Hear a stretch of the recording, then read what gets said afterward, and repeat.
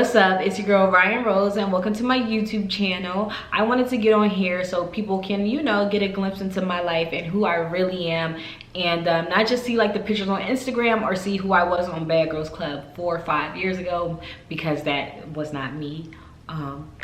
So I'm starting with a question and answer segment. This video is going to be pretty much quick, and you guys can comment below on what you guys want to see in the future. I know a lot of people want me to do like a story time or my Bad Girls Club experience, so let me know if that's what you guys want to see, and I'm more than open to doing it. So first, let's start with some questions that you guys posted on Instagram. How has your life changed since you've been on TV? My life has changed tremendously. I'm gonna put the word at the bottom. My life has changed in significant ways. Since I was on Bad Girls Club, I have moved to LA, and I was there for like 2 years. And the false misconception that people have about Bad Girls Club is that we're getting paid so much money. No, we're only getting paid like $500 to $600 a motherfucking week. That's why I was over that shit, because I'm like, I can make more money at home. Like, this is just literally like, it's cute to be on TV, but once it starts like affecting your mental health, because mind you, when I was on Bad Girls Club, I was a huge pothead, and we were in California, so I'm like, oh, we about to get high every night, every day, about to get high. And they like, bitch, you can't smoke. And I was like, what? Bitch, what?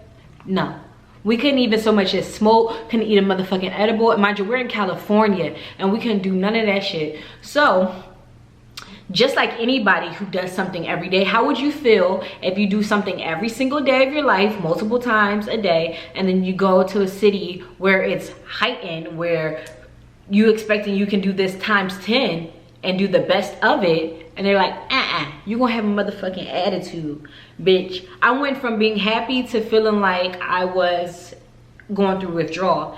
And it's funny, but it's serious. Like, I was addicted to weed, and there's nothing wrong with that, because it really wasn't affecting like my everyday until I got into the Bad Girls Club. And I was just like a moody bitch. And I now, looking back 4 years later, I'm like, damn, I wish I was able to just let go of the anger and get out of the moment. Like, okay, bitch, you can't smoke, so just make the best of this opportunity instead of being like a pricky little bitch. And I do admit that. And my life has changed since Bad Girls Club, because I was able to move to California. I met my man. I started a business. I just graduated school. So since Bad Girls Club, every year my life, I reach a new level, I reach a new peak, and I discover something more about myself that I enjoy doing. So, and if it wasn't for Bad Girls Club, I would have never met Winter. If I never met Winter, I would have never been able to move to California. It's just like a butterfly effect. So my life since the show has been amazing. Definitely on the up and up. Are you going to continue to do the radio show?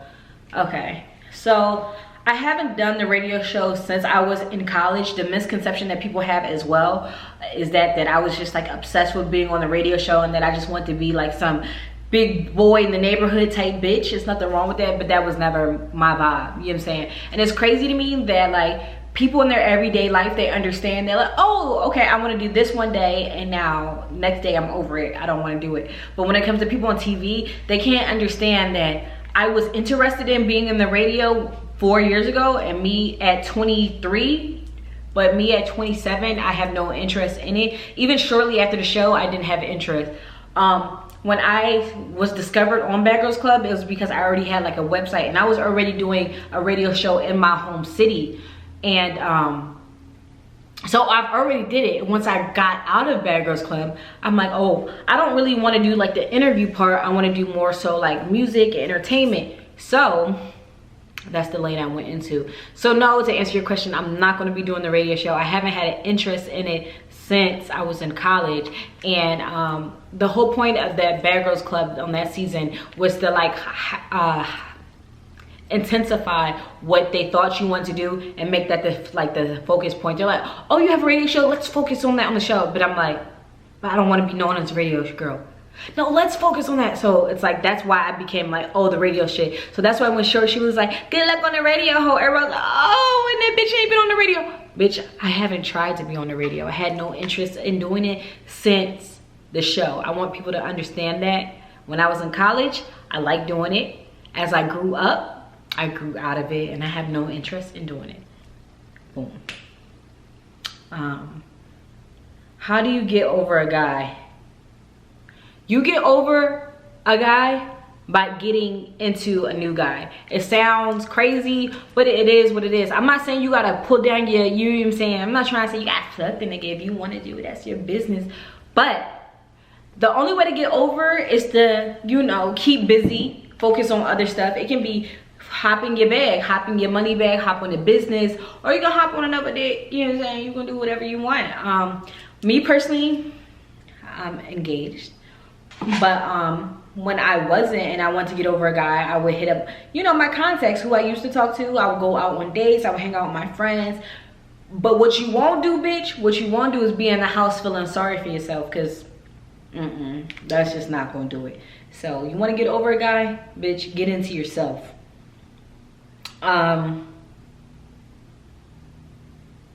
Do I still speak to the people from Bad Girls Club? Yes. So I still speak to Winter. Winter is like one of my good friends, as y'all obviously know. Nisha, I'm still cool with her. She actually was just in Vegas last week, and I'm so mad I didn't get a chance to link up with her because her crazy ass went fucking four-wheeling, and I think she said she fell off the bike or whatever, so she bruised her knee, and I'm like, fuck, because I really wanted to see her and hang out. I do talk to Dream. Tabby, I talk to her. Anytime I'm on the East Coast, I try to, you know, go see her, and we always link up. And that's all I talk to.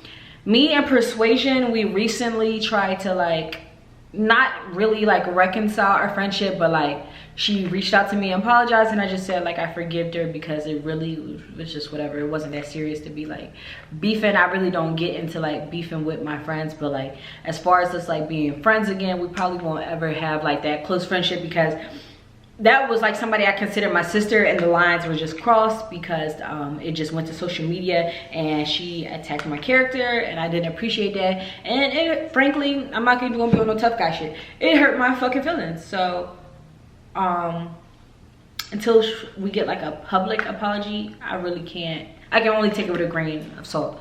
So those are the only people. I only talk to Winter, Tab, and Nisha. Who is your biggest inspiration? My biggest inspiration is, I really don't know. I really don't have like a big inspiration. I see like a lot of girls my age doing their thing, and it inspires me. But as far as like, I guess I'm my biggest inspiration. It sounds crazy, but it's like I want to outdo myself how I was every year. Like every year I elevate, and I just want to continue doing that. So I'm my biggest inspiration to get my, you know, my family on the right path. So, you know what I'm saying, like their bills paid every month. I don't want my mom and dad to ever have to fucking work. I want to retire them like within the next like 5 years, no bullshit. So my family is my inspiration. They're my motivation. You know what I'm saying? Family is everything to me. I don't even, you know, I don't even play those games.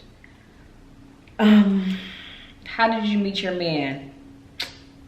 Honestly, that's a whole nother story time. If y'all want to hear about that, let me know, because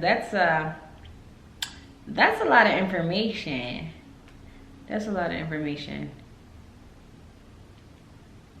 I'm just reading these questions. How do you stay focused on the bag? You stay focused on the bag. Well, if you want to do whatever you want to do in life, do not do it because it's a get rich quick scheme. If you're not passionate about it, you're not gonna get nowhere, and it just is what it is. Like when I first started Bad Girls Club, I'm like, oh, I'm gonna come out with my own like shirts and blah blah blah blah blah, and I did, and I made money off of it. But within 6 months, the business was tanked, the money was gone. And because I wasn't passionate about it, I was just trying, you know, make a quick dollar. But with my Rosewood business, this is something that I stand by, I live by. This is something I do frequently. So, you know what I'm saying? I was passionate about it, and I never got tired of promoting it. I never got tired of selling the product. I never got tired of telling people about it. So in order to stay in your bag and get a bag, you have to do something that you believe in and that you're passionate about. If not, it's just going to be a get rich quick scheme, and that's going to be exactly that, quick and a scheme. You're going to be over it. So find something you like, and don't ever think because 100 people are doing it, you can't be 101 person to do it. There's room for everybody, I'm telling you. What's your favorite tattoo? My favorite tattoo is the one on my face. My favorite tattoo used to be my Savage one, but this is like the rose is taking a place because I feel like Danger, she smashed it. Like I feel like exotic with this tattoo. Somebody said do a vlog of my day.